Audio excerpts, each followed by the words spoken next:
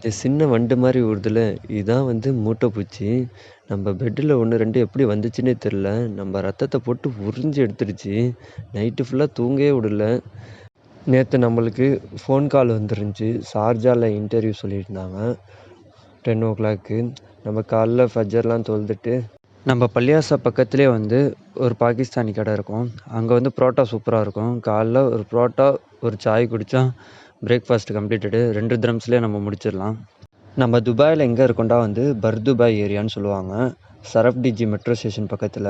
இங்கே குபேபா பஸ் ஸ்டேஷன்லேருந்து யுஏக்குள்ளே 7 ஸ்டேட்டுக்குள்ள பஸ்ஸும் அங்கே கிடைக்கும். நம்ம இங்கே இப்போ ஷார்ஜா போகிறோம். நம்ம குபேபா பஸ் ஸ்டேஷன்லேருந்து நம்ம ஷார்ஜாக்கு ரீச் ஆகிடுச்சு. போனோடனே ஒரு எம்சிக்யூ டெஸ்ட் இருந்துச்சு. அந்த டெஸ்ட்டு முடிச்சுட்டு அதுக்கப்புறம் ஒரு ஃபேஸ் டு ஃபேஸ் இன்டர்வியூ. அதை முடிச்சுட்டு நீங்கள் ஷார்ட் லிஸ்ட் ஆனால் கூப்பிட்றேன் அப்படின்னு சொல்லிட்டாங்க. சரின்ட்டு நம்மளும் கிளம்பி ரிட்டர்னு பர்துபாய் வந்தாச்சு. நாங்கள் ஒரு குரூப்பாக ஒரு 5 பேர் உட்காந்து சாப்பிட்டுட்ருக்கோம்ல. இந்த கார்கோ கம்பெனியில் தான் நான் ஒர்க் பண்ணிகிட்ருக்கேன். இது நம்ம ஊர் ஆள் தான் வச்சுருக்காங்க, தஞ்சாவூர் ஆள். இந்த கடையிலே இருந்துக்கிட்டு நான் ஒர்க் பண்ணிக்கிட்டு நான் ஆன்லைன்லேயே ஜாபுக்கு அப்ளை பண்ணிகிட்ருப்பேன். எனக்கு இன்டர்வியூ அப்பாயின்மெண்ட் ஏதாச்சும் கிடச்சுன்னா இவங்கள்ட்ட சொல்லிட்டு நான் இன்டர்வியூ அட்டெண்ட் பண்ணிட்டு வருவேன். மீதி இருக்க டயத்தில் நான் இங்கே தான் ஒர்க் பண்ணிகிட்ருப்பேன். இது எனக்கு ஒரு சைடு இன்கமாக இருக்கும். ஏன்னா இங்கே எனக்கு ரூம் ரெண்ட்டு, சாப்பாடு இதெல்லாம் இதிலே மேனேஜ் பண்ணிவிடுவேன்.